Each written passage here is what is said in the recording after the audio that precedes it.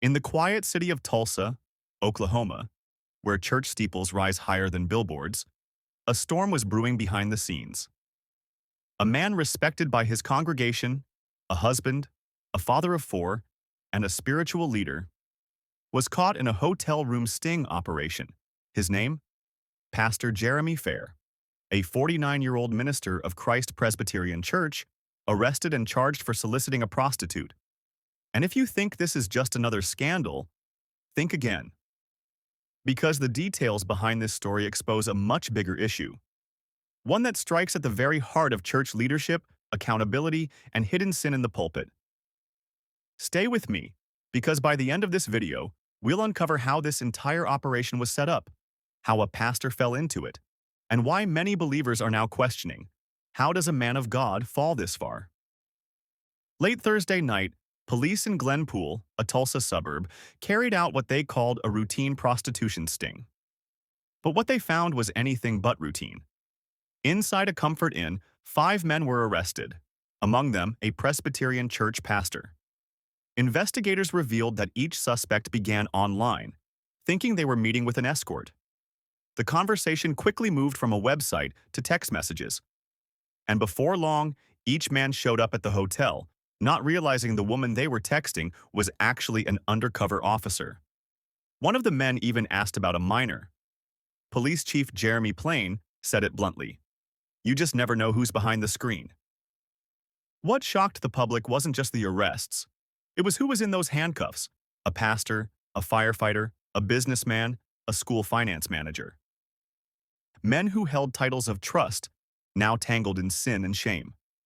Before his arrest, Jeremy Fair was known as a man of faith and family. He pastored Christ Presbyterian Church in Tulsa, part of the Conservative Presbyterian Church in America, PCA.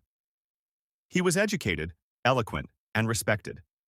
Degrees from Dallas Baptist University, Southwestern Baptist Theological Seminary, and Knox Theological Seminary filled his resume. He was a husband and father of 4. To his congregation, he was a shepherd. To his family, a leader. But on that night, in that hotel, the man behind the pulpit was exposed for who he really was in that moment. A sinner caught in a web of secret temptation. His Facebook vanished. His name was scrubbed from the church website, and the congregation was left in shock, asking, "How did this happen?" The sting that caught Pastor Fair wasn't just a random operation. It involved a team called Skull Games, an organization that trains and assists police in tracking online predators and human traffickers. That weekend, Skull Games was in Glenpool for training. Undercover agents posed online, setting digital traps for predators and men soliciting sex. When Pastor Fair arrived at the hotel, he wasn't alone. 4 others came at different times, each believing they were walking into a secret encounter. Instead, they walked into justice. Skull Games later revealed that some of the men held high-ranking positions. One was a firefighter, days away from marriage. Another was a business owner who drove from another state. One was a school finance officer. Sin, it seems, doesn't care about status. When news broke, Christ Presbyterian Church responded with heartbreak and caution. Their statement began with these words: "It is with a heavy heart we communicate information concerning Senior Pastor Jeremy Fair." They confirmed the arrest, expressed grief, and placed him on indefinite leave. They urged members not to gossip but to pray, to extend grace, but also to recognize the seriousness of sin. Behind closed doors, members whispered. Some defended him, hoping it was a mistake. Others wept, realizing the voice that once preached holiness was now linked to sensual immorality. The scandal didn't just stain one man. It wounded an entire church family. News of the arrest rippled far beyond Oklahoma. Christian news outlets, blogs, and even secular media began asking, how many more pastors are hiding similar secrets? In a world where spiritual leaders are expected to model purity, stories like these erode trust. Every time a pastor falls, the watching world says, "See? They're all hypocrites." But the truth is more complicated. Temptation is universal, but accountability isn't. Too many pastors live isolated, overburdened, and spiritually malnourished. And without guardrails, even a shepherd can lose his way. The Bible isn't silent on scandals like this. Proverbs 6 warns about the destruction caused by sensual sin. Can a man scoop fire into his lap without his clothes being burned? When a leader sins publicly, the fallout multiplies. It destroys testimonies, damages families, and causes unbelievers to mock the name of Christ. But it also reminds us, no one is beyond the reach of temptation. David fell. Samson fell. Peter denied Christ. Yet redemption was still possible. That's the tension of this story. Condemnation and compassion wrestling in the same space. While the world gossips, one family is left in pieces. A wife, humiliated. Children, confused and heartbroken.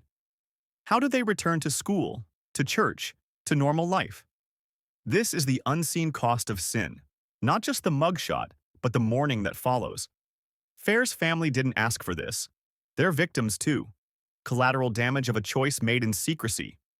It's a sobering reminder that when spiritual leaders fall, their families often carry the heaviest cross. If this story teaches anything, it's this. Charisma without character is a ticking time bomb. Churches must build systems of accountability, not celebrity. Pastors need brothers, not fans. Confession, not cover-ups. We cannot keep pretending that holiness is automatic just because someone has a title or degree. The fall of one man should be a warning for all, that integrity must be guarded daily. Because the devil doesn't need to destroy a whole church, he only needs to compromise its leader. Jeremy Fair's name may be gone from his church's website, but his story shouldn't be erased. It should be remembered as a warning and as a call for repentance. For pastors who are struggling in silence, for believers tempted to live double lives, and for churches that have grown comfortable with image over integrity. Sin always promises pleasure, but it always ends in pain. So today, let this be a moment of reflection, not just for one man in Tulsa, but for every one of us walking this narrow road. Pray for his family, pray for the church, and above all, pray for revival, a cleansing that starts in the house of God. Because judgment begins not with the world, but with the Church of Jesus Christ. If you believe the church must return to truth and accountability, share this video. And don't forget to subscribe to Anointed TV, where we uncover the truth the world tries to hide.